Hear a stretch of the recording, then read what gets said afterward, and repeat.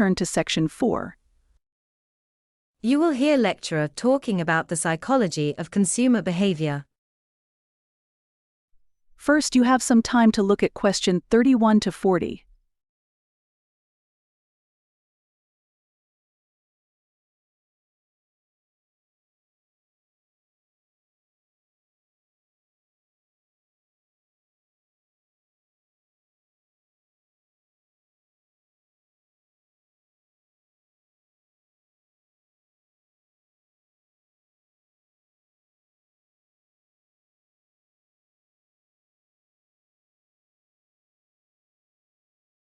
Now listen carefully and answer question 31 to 40.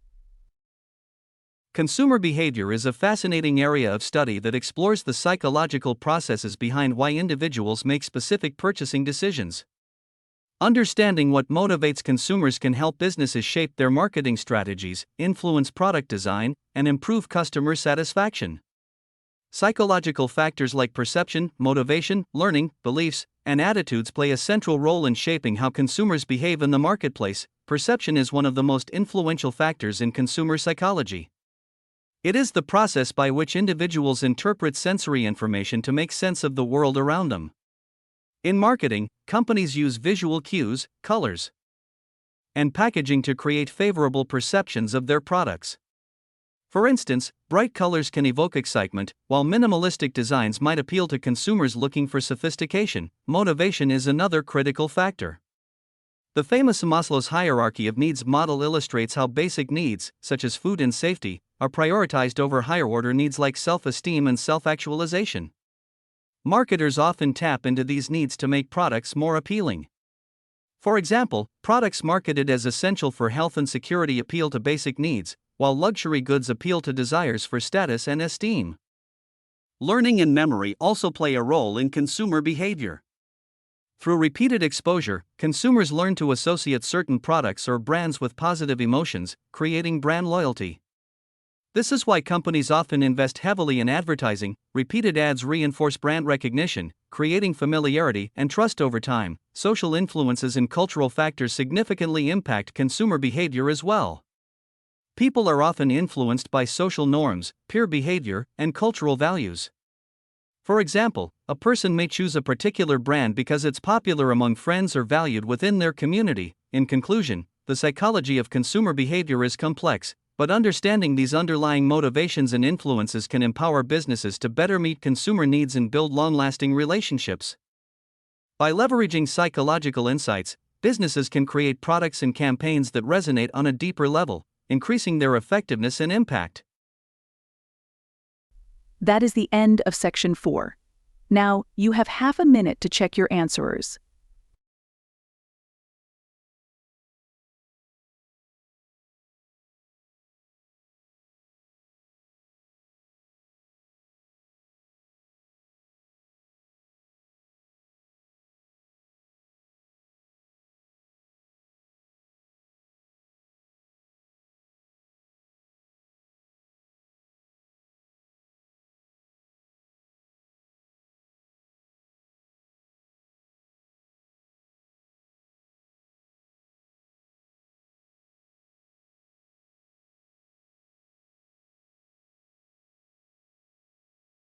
Now turn to section 4. You will hear lecturer talking about the impact of globalization on local cultures. First, you have some time to look at question 31 to 40.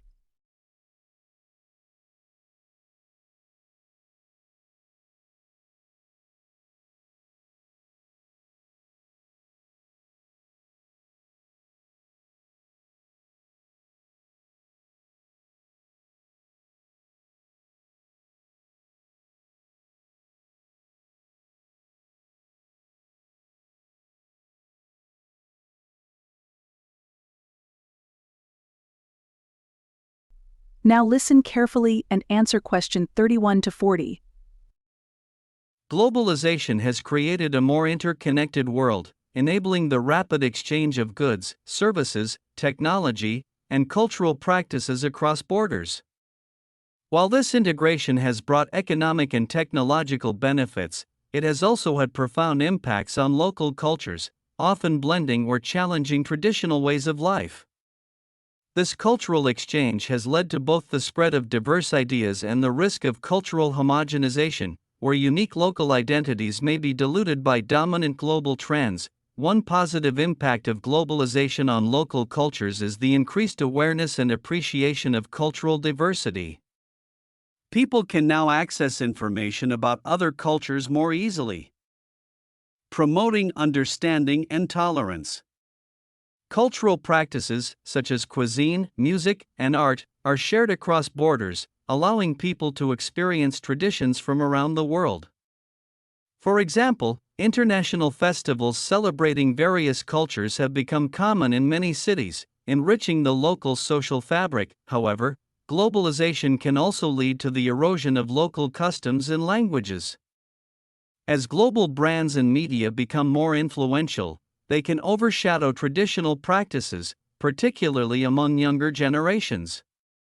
Local businesses may struggle to compete with large multinational corporations, leading to a decline in traditional crafts and local economies. Additionally, as people adopt globalized consumer habits, there is often a shift away from community-centered values toward individualism and materialism. Another impact of globalization is cultural adaptation, where local cultures selectively integrate foreign elements. This blending can result in unique cultural forms, such as fusion cuisines or hybrid music styles. Although this adaptation fosters creativity, it may also blur cultural boundaries, making it challenging to preserve traditional practices and identities. In conclusion, globalization has a complex impact on local cultures. While it fosters cultural exchange and brings global awareness, it can also endanger unique cultural identities and practices.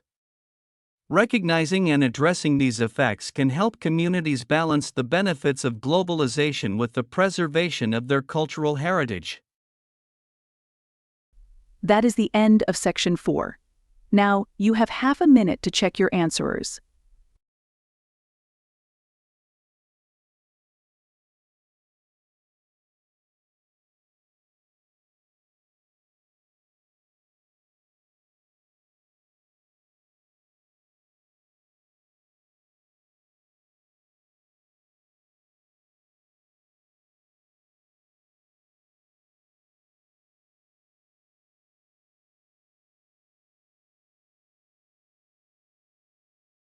Now turn to Section 4. You will hear lecturer talking about artificial intelligence in education. First, you have some time to look at question 31 to 40.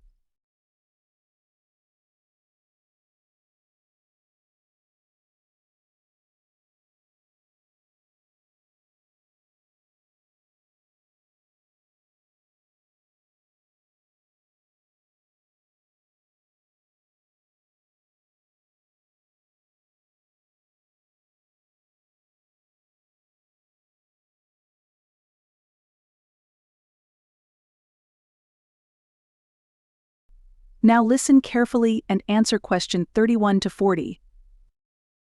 Artificial intelligence, AI, is transforming the education sector, offering innovative ways to enhance learning experiences, personalize instruction, and improve administrative efficiency. As AI technologies continue to evolve, their applications in education are becoming more sophisticated, from adaptive learning systems to AI-powered tutoring and administrative tools that streamline operations. One of the most significant benefits of AI in education is its ability to personalize learning for each student. AI-driven adaptive learning platforms can analyze a student's performance, strengths, and weaknesses, then adjust the curriculum in real time to meet their specific needs. For example, if a student struggles with math concepts, an AI system can provide additional resources and exercises targeted at those areas, promoting mastery before moving on. This personalized approach helps students learn at their own pace, reducing frustration and enhancing engagement. AI is also improving access to quality education through virtual tutors and language translation tools. AI-powered tutoring programs provide students with one-on-one assistance on demand, helping them understand complex concepts outside of regular classroom hours.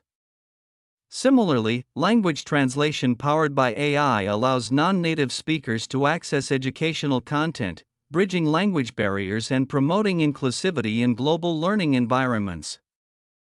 Additionally, AI helps educators manage administrative tasks more efficiently, allowing them to focus on teaching. Automated grading systems, for instance, can grade assignments quickly and consistently, while data analysis tools offer insights into student performance, enabling educators to make data-driven decisions. This can lead to better resource allocation, targeted interventions, and more tailored support for students who need it most. Despite its benefits, the use of AI in education raises ethical concerns, particularly regarding data privacy. As AI systems collect large amounts of student data, ensuring the security and privacy of this information is crucial. There are also concerns about over-reliance on technology. Where educators and students might prioritize AI feedback over human judgment, in summary, AI is revolutionizing education by personalizing learning, enhancing accessibility, and streamlining administrative processes. While challenges remain, especially around data security, the potential of AI to improve education is substantial, offering a promising outlook for the future of learning. That is the end of Section 4. Now, you have half a minute to check your answers.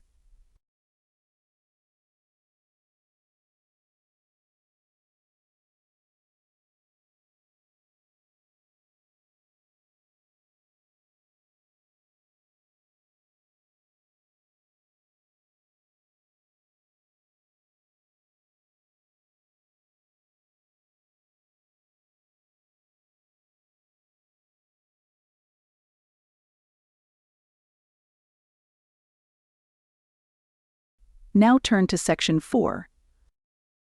You will hear lecturer talking about the role of NGOs in disaster relief. First, you have some time to look at question 31 to 40.